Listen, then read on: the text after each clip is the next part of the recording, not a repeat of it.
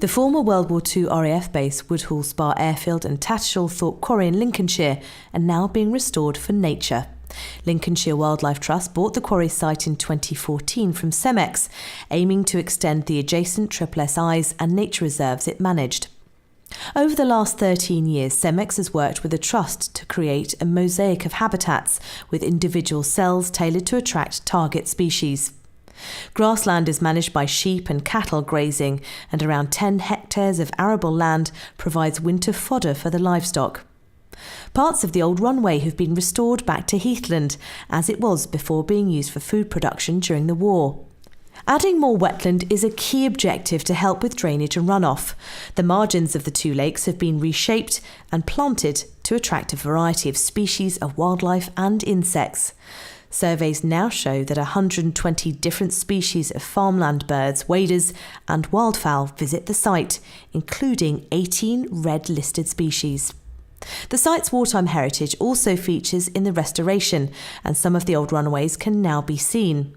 Material from the former sand and gravel workings are also attracting little ringed plovers. This restoration, with its emphasis on nature, has a high value in the predominantly agricultural landscape of Lincolnshire. Whiteball Quarry in Somerset is a sand and gravel site where phased restoration by operator Hanson is going above and beyond the original scheme. It began with a simple pasture mix with a single hedgerow, but the scheme was enhanced to include a wildflower and grass mix to create lowland meadow. Sheep now graze this area, which Hanson plans to maintain for nature conservation rather than productive agriculture. Extra hedgerows were also planted. Working with bug life, a restored pond is home to native white-clawed crayfish, and it's hoped this will protect the crayfish from extinction in the local area. Protected great-crested newts already lived in the pond, and research has shown that the newts and juvenile crayfish are living in harmony. Proof of the success of the restoration, which included placing refuges for the crayfish in the middle of the pond. There's very few opportunities in sort of the natural landscape where you've got very isolated water bodies where white-clawed crayfish can be put. But again, sites like this, man-made basically, so we can create opportunities like that. The planting of 275 native trees in the broadleaf woodland on the restored site have helped to stem off losses from ash dieback. The quarry is now blending seamlessly with the surrounding landscape, and restoration work at Whiteball Quarry will continue. Panzanger Park is a 400-hectare estate near Hertford, owned by Tarmac and its predecessors since the 1950s. Extraction of 5.5 million tonnes of sand and gravel took place from the 1990s, followed by progressive restoration to agriculture, woodland, grassland and wetland habitats. The historic landscape created by Capability Brown and Humphrey Repton, featuring over 800 ancient trees and an internationally important chalk river.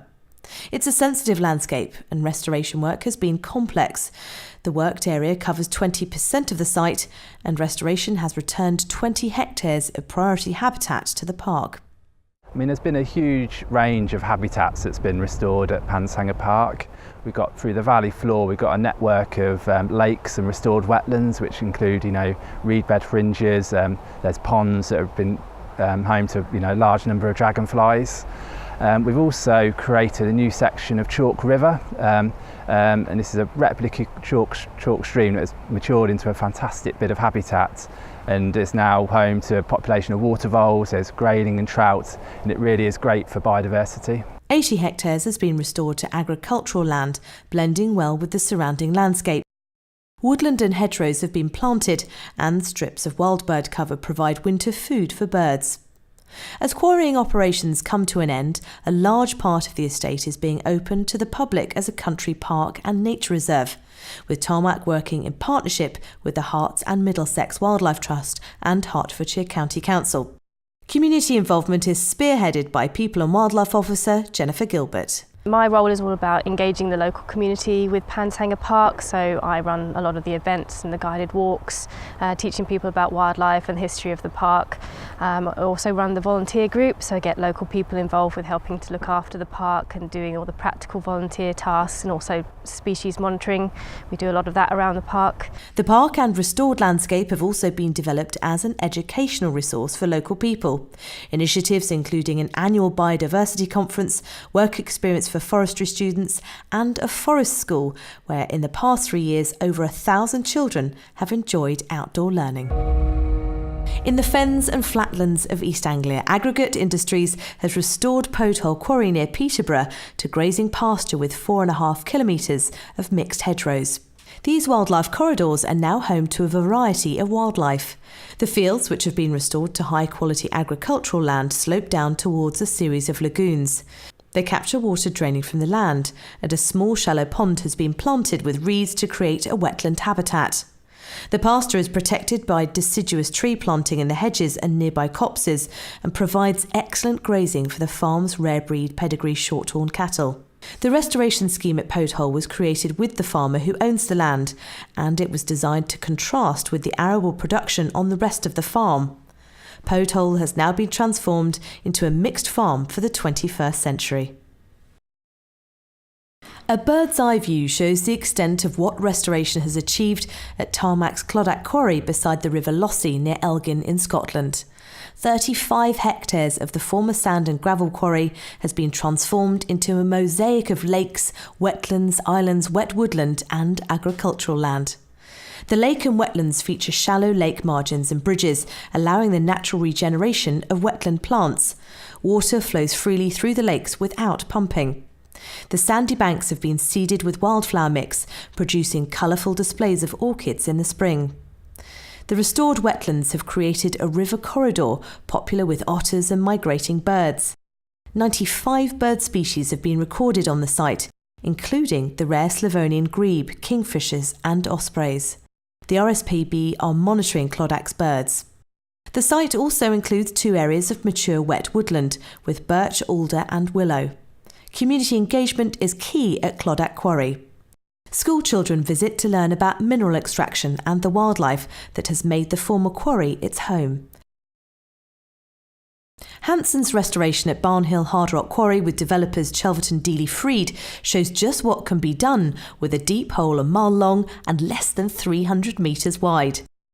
60 years ago, I would have been standing right in the centre of a production operation of a quarry, a working quarry. The processing plant was over here, we had an asphalt plant just to my left, and we'd have been in the midst of the daily workings of a quarry. And it's been transformed now into what is a fabulous and unique area for elderly people, residential, shopping, very close to the town centre. The visionary restoration started when Hanson talked to local people who said they wanted more housing close to the town centre.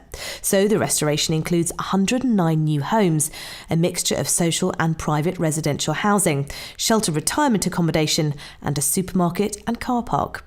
A prime brownfield site was created by bringing waste materials from the working quarry to create a platform for construction of the houses, and they all sold quickly.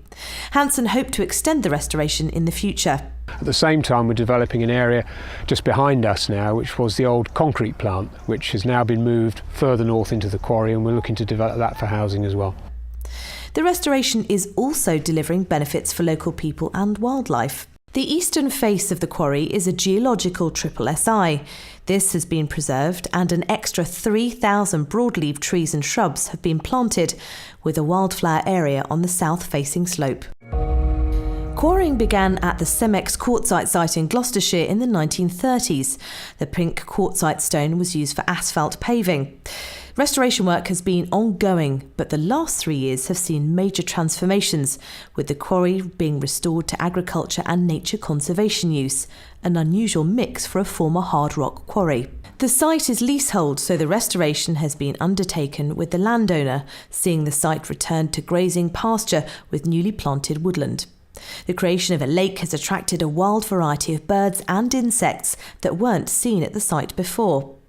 And the former plant site will be turned into a species-rich conservation grassland, seeded with wildflowers and increasing diversity within the sward. Dormice live in the hedgerows, which have been extended as part of the restoration, and a family of badgers was rehoused to allow the restoration to proceed. So we had to apply for a licence to move the badgers, and we've built an artificial set on the other side of the site, which is now being used by the badgers, so it's quite successful. They obviously like their new home. Rampton is a former sand and gravel quarry on the banks of the River Trent in Nottinghamshire. Being next to Cotton Power Station made it an ideal location for the disposal of ash. The ash has been used in Tarmac's restoration scheme to create a patchwork of habitats and features. We have predominant agricultural restoration on the PFA lagoons, where we have a mixture of either high or reasonably good grade agricultural restoration coupled with a fair amount of conservation grade grazing land.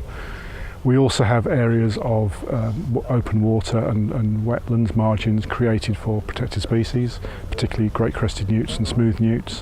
One of the lagoons has been allowed to regenerate naturally, creating a sequence of grassland through to wet woodland. Because of the nature of the PFA, which would get very wet over winter, we had a very short window in the late summer in which to physically do the earthworks. We also had to do those earthworks using a non-standard method of placement because of the risk of losing machines in the PFA if we didn't. An ecologist advised on the tricky operation of protecting great crested and smooth newts and badgers, while bulldozers and dumpers carved out the restored site. Despite the challenges, the restoration has been very successful. Conningbrook Lakes Country Park is an ambitious joint venture that sees Brett Group and Ashford Borough Council working together to create first-class recreational and leisure facilities on a former sand and gravel site near Ashford in Kent. The project is a great example of how the industry can work with the local community to make the most of a restored site. Brett Group talked to local people to see what they really wanted and is working closely with the local authority to deliver on the community's wishes. 3 lakes have been created for water sports and wildlife, and more will follow with a green beach and cycle network. The public areas of the park are separated from those dedicated to nature conservation.